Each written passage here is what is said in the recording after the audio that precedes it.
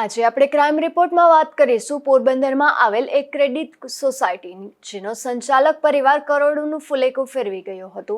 જેમાં પોલીસે હવે સંચાલકની પત્ની અને સોસાયટીની મહિલા ડિરેક્ટર તથા સોસાયટીના અન્ય હોદ્દેદારની સંડોવણી ખુલતા તેની પણ ધરપકડ કરી વધુ તપાસ હાથ ધરી છે।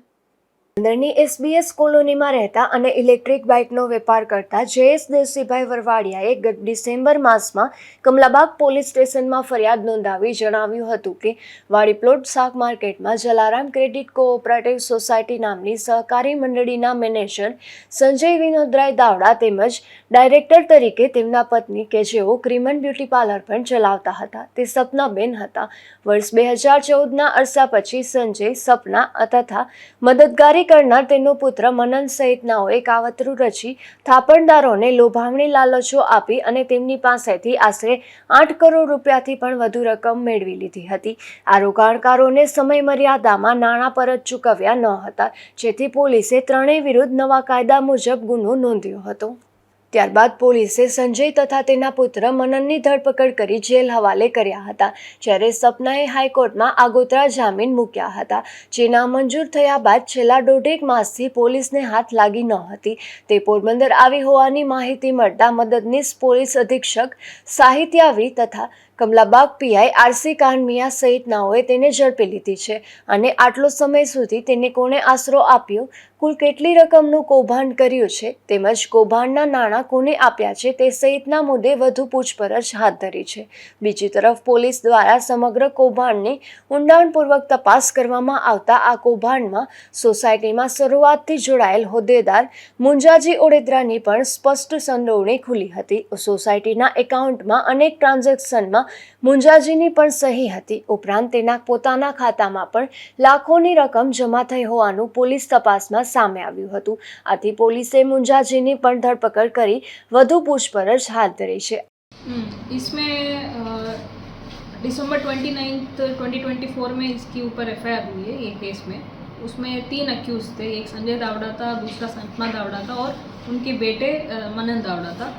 तो उसके खिलाफ जो भी हमको चार्जशीट करना था मार्च आखिर तारीख तक, जो मार्च मंथ एंडिंग तक, महीने तक जो करना था हमने कर लिया है। इन तीनों के ऊपर चार्जशीट कर लिया है, बट अभी भी इन्वेस्टिगेशन चालू है, तपास चालू है और इसमें बाकी जो डायरेक्टर्स हैं उनको ऐड करने के लिए भी अभी हम तपास कर ही रहे हैं। आज पहले जो चार्जशीट हुई है उसमें 2 लोगों को हम ऑलरेडी अरेस्ट करके, संजय दावड़ा एंड मनन दावड़ा को अरेस्ट कर दिया है। जनवरी में अरेस्ट करके उसको कोर्ट में प्रोड्यूस भी किया है, वो जुडिशियल कस्टडी में है लोग। उसमें से ये 2 जो है सपना दावड़ा, उनकी अरेस्ट आज हुई है। तो उसके साथ साथ दूसरा फाउंडिंग डायरेक्टर था जहाँ पे ये शुरू हुई है, मंडी शुरू हुई है कोऑपरेटिव सोसाइटी, मुंजाजी करके, मुंजाजी वेजाजी वडेदरा, उनका भी अरेस्ट आज हुई है।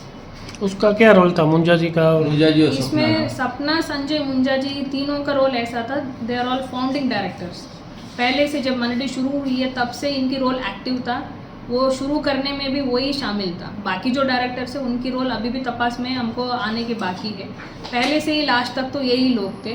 मैनेजमेंट जो हुई है सोसाइटी में, पैसे की आने देना जो भी है, वो लोन्स देना है, डिपॉजिट्स लेना है, किसको देना है, किसको लेना है, वो सब चीज़ इसमें इनकी रोल मैक्सिमम है पहले से ही। तो इसीलिए अभी के लिए हम इतने लोगों को, 3 लोगों को अरेस्ट किया है। बाकी जो डायरेक्टर्स हैं उनके रोल अभी तपास में हमको ओपन करना बाकी है, खुलना बाकी। कितना अमाउंट है अभी?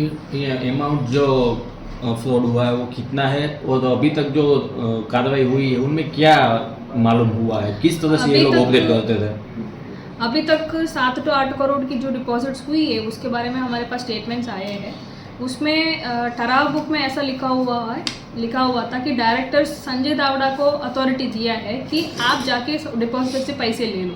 इसीलिए एफआईआर भी संजय दावड़ा के नाम के ऊपर इसीलिए हुई है। बाकी जितने भी डिपॉजिटर्स है वो सभी संजय दावड़ा को ही पहचानते हैं।